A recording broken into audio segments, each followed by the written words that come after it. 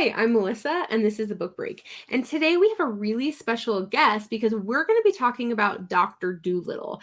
And he's pretty much Dr. Dolittle. Let's bring him right in. Wes Tanner, come on in. Hi, Wes. Hey, how's it going? Great. Okay, so I gotta say right off the bat, like this is a little selfish on my part, but like we're going to talk about the story of Dr. Dolittle, which I have these books. There's actually 3 that are just now coming out on August 31st, 2021. And so, but you are the voice of all of these characters. And we have the novel and you did the audiobook. And you also did the children's picture book, but like, okay, this is your first audiobook. Like, I have to say, everybody, Wes is literally one of the most talented narrators I had the pleasure of finding, and I'm really excited. So Wes, am I talk getting to me red? about this experience. It was great, especially for my first time diving into audiobook narration and voiceover in general. I really tried to take the take a new direction in the pandemic with as far as my career goes, and that's when I started everything. And so to have this pop up randomly, I mean, you had found me on ACX, I believe, and just Yeah. randomly asked me to audition for it. And I did. And then I remember not hearing anything for quite a while. And then all of a sudden, you popped up again, and things really took off. And so it was kind of a was I ready for this type of deal? And I had to be because you're my first client. So Yeah. I learned a lot, not only on the production side of things as far as the audio, the technical aspects and everything, but also actually knowing how much work goes into narrating when everything that you do is being recorded. Every weird breath and mouth noise that comes out, you're like, whoa. It was a little overwhelming, but yeah, it was a great experience, and I'm very happy that I got to do it. So Yeah. Yeah. Well, and for our viewers, I know there's a lot of folks out there that have wondered, like, how do I become an audiobook narrator, or should I narrate my own books? And so, one thing you can do that Wes did was he created some recordings and put them up on ACX as a narrator. And so, my background is I've worked in the entertainment industry on and off for, a long time, so I don't give away my age. But I will say one thing I will pride myself in is finding talent. And so I did not actually post an audition for the Story of Dr. Dolittle books that I was going to be publishing, because I wanted to find that talent myself. And so what I did is I went into ACX, I did a search for the kind of voice I was looking for, and that's how I found Wes. And so any of you that are interested, that's what you need to do, because I didn't even post my audition. I just looked for people. So Wes, for others out there interested, I want to, just take a second and say, how did you decide what you were going to do to post some example audios?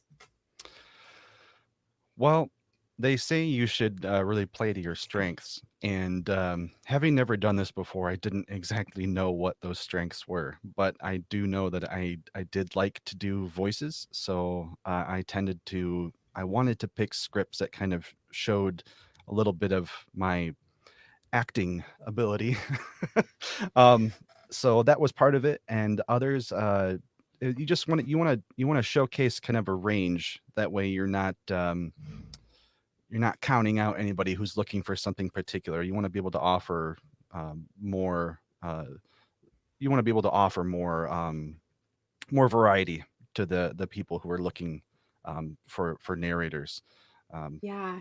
And so I think that was one of the things I loved when I went and listened to your recordings was you did give variety. And speaking of variety, we're going to talk about some of the characters in the Story of Dr. Dolittle. So for all of you out there, these are like the main characters in the Story of Dr. Dolittle. Now, there's also other characters, of course. And this is So I'm talking specifically now about the Story of Dr. Dolittle, the revised, newly illustrated edition that I adapted. And so Hugh Lofting was the original writer of this over 100 years ago. And what I did is I did an adaptation of this where I tried to keep it as close to the original as I possibly could. But there were some things that were offensive. I'll just be truly honest, some things out there that were offensive.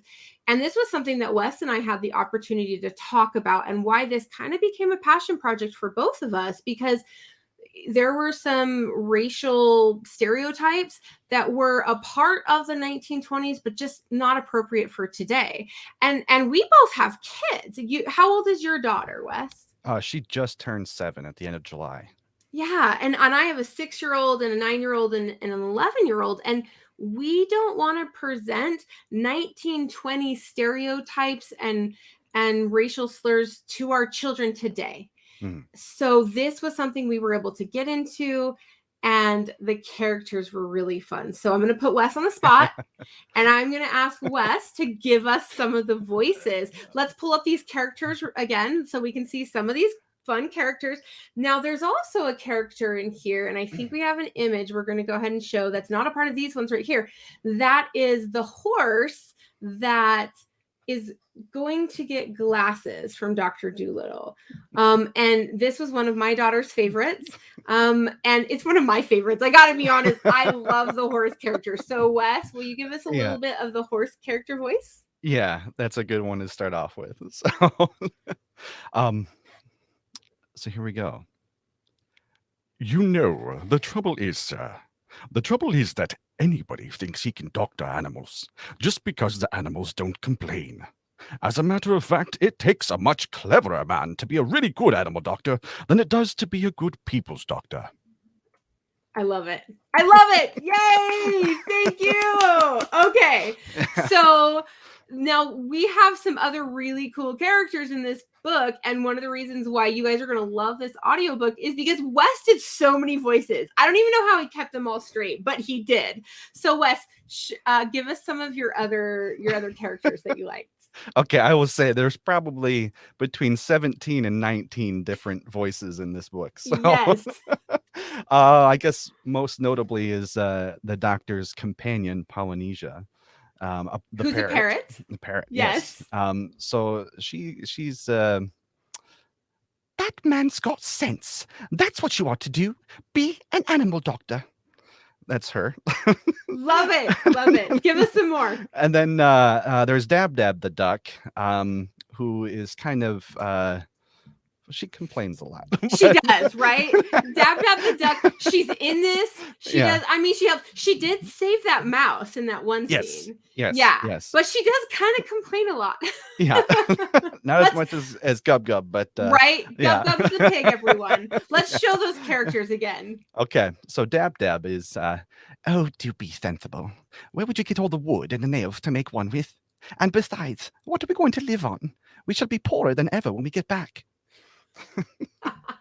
I love it. So one of the things with this story, for those of you that aren't familiar, this is the origin story of Dr. Dolittle. So that's part of why he became an animal doctor instead of a people doctor, is because they were poor. And they were poor because Dr. Dolittle had so many animals, people didn't want to come. All right. Give me one more. One more? All right. I got one more. This is Jip the dog. He's got kind of a, he's a little bit more aged and gruff. No nonsense. I don't believe the poor man found the Sleeping Beauty at all. Most likely he kissed some farmer's wife who was taking a snooze under an apple tree. Nice. Thank you. So Jip the dog is funny because he, as you can see in the illustrations, and we can pull those up, Jip, he looks like a golden retriever, and he is one of Dr. Dolittle's, favorite pets, but he's kind of a little bit of a stickler. He's a little gruff. But you kind of think of that like an old dog. He's kind of like this old man, like, no nonsense, right? Mm-hmm. Yeah. So I love it. Yeah. Well, Wes, this has been so fun. For our viewers out there, check out the audiobook, The Story of Dr. Dolittle, the revised, newly illustrated edition, which is adapted by me, Melissa Dalton Martinez, and Wes Tanner is the narrator. So you guys are definitely going to want to get this. This is one of those books where you really want to get both the physical book and the audiobook so you guys can follow along, because the voices are just so fun. And any authors or publishers out there, you want to check out Wes. So we will show, you can find Wes on social media. You can find him on ACX. There's his website right there. Definitely check him out. I am for sure a reference for Wes.